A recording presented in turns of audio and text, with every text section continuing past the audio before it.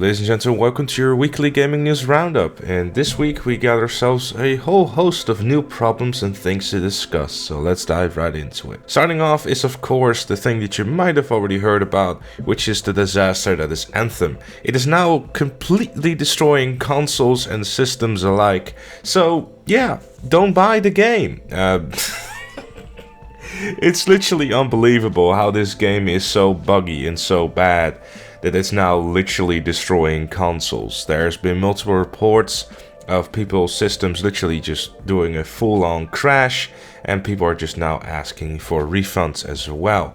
There's a patch in the works and there's some quality of life fixes coming as well, but it's coming next week, which I personally have a little bit of an issue with, because if your game is literally causing full-on crashes of a system, then I think it's really time to start, putting people to fixing this the next day if possible.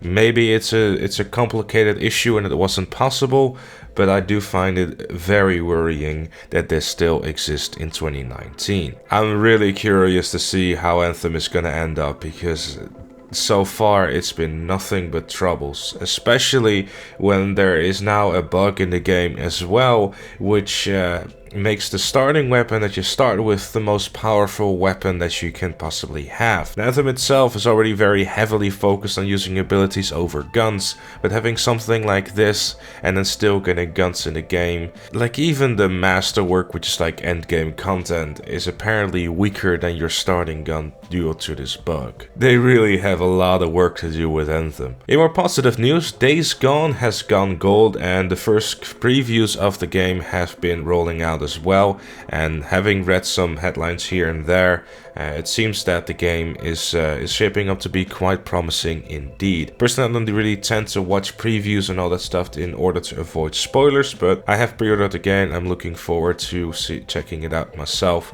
especially after hearing so much positive things about it. And other things that I'm excited about, The Division 2 has got itself a lot of new information about its endgame. I'd summarize it for you, but it's honestly better if you get it straight from the devs themselves. The state of the game, which you can find on the Ubisoft North America YouTube channel, goes over a wide variety of things that you can expect in the endgame. They lay out what exactly you can start seeing as soon as you hit rank 30, and it sounds to be more like a grounded and steady approach to endgame versus what you had in the Division 1 at the launch of the game. I personally have only played the Division up until I think the second free update there was to the game, and up until that point the endgame felt very lackluster.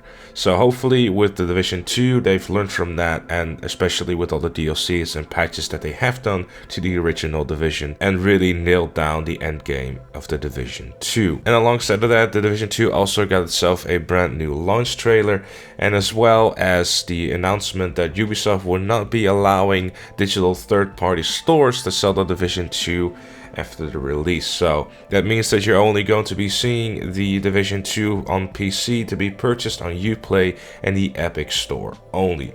Which I personally, I can see why they do it, but there seems to be really like a swift in the PC market lately, how Epic is really trying to get as much PC games to their platform as much as possible. The Hitman 2 March roadmap was also laid out with elusive targets and challenge packages and all sorts of fun stuff coming to you as well. Personally, haven't really checked out Hitman 2, played the original reboot or whatever of Hitman. I wasn't too into the whole episodic thing. I kind of lost interest after playing like the first and bit of the second episode, and after that I kind of forgot about the game, even though I purchased the full thing. Rage 2 also got a brand new trailer, a game that I'm also looking forward to, because it is looking like it's one of the more over-tops kind of games with a lot of crazy kind of actions and weapons going on, and probably not something that you would really play for the story, but more to have a couple of hours of some good old fun. In PS4 news, Sony brings the remote play to iPhone and iPad. Very interesting feature. I've seen people being able to even play Red Dead Redemption 2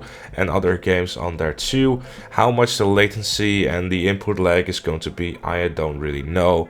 I personally would still opt in for using a controller over an iPhone. I guess it can be useful if you're wanting to check something really quickly and you're not near your console. And I'm hoping that we're going to be able to see this on Android sometime soon as well. Don't start with the whole iPhone versus Android thing.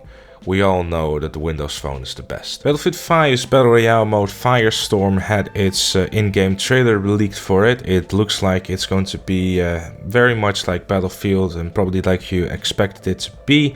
Very much focused on also having some vehicle play in there too, which I personally kind of question, to be honest, because how exactly are you going to have a Battle Royale when there's going to be tanks around and tanks involved even? Like, there's going to need to be some very serious balance going on for sure, especially if you're in a squad where you can repair your tank constantly, or if you're a solo guy and just basically going around the map constantly using your tank to mow everyone down.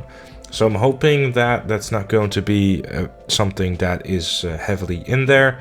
And if so, then that's probably going to get abused and very annoying very quickly. Having said that though, it does bring some new variety to the Battle Royale genre, and obviously it's going to be a free update to the game for those people who have the game already. In other EA news, it will be skipping the press conference for E3 this year. Now, I would find it a huge shame, but after last year's debacle with the whole mobile game that they were showing off for a good 15 minutes, I don't think I'll mind. They're saying the reason why they're doing it because they want to allow more people to play their games, and I mean, let's be honest, like if EA is gonna host an E3 thing this year, I think everyone's just gonna be sitting there booing because of how the way they handled Battlefield 5 and Anthem. So yeah, I guess the only praise they deserve for this year is Apex Legends, and they barely had anything to do with that because it was all Respawn. They won't be missed. Luckily, we still got Ubisoft for yearly cringe. That's gonna be exciting. Speaking of things that are also not that exciting, is Cyberpunk 2077, because the development for that is far from over. So I don't think we're gonna be seeing this game for at least another year, which is a huge shame. Personally, I really like the art style and the way the game is shaping up to be. The PlayStation Classic is now selling for $40 at multiple retailers, so if you haven't picked one up yet, that might be a time to do so if you were looking to get one. Just Cause 4 is now available on Xbox Game Pass. Mortal Kombat 11 got a story trailer as well. And then last but most certainly not least, we got Activision being sued for misleading shareholders after dropping Destiny and Bungie. The reason for that is because they're claiming that they have failed to disclose the termination of Activision and Bungie's partnership, giving Bungie full publishing rights and responsibility for the Destiny franchise, and termination of that partnership would have significant impact on Activision Blizzard's revenue. After firing 800 people, putting loot boxes in Black Ops 4 to try to compensate for the failing financial results, they're now also getting sued.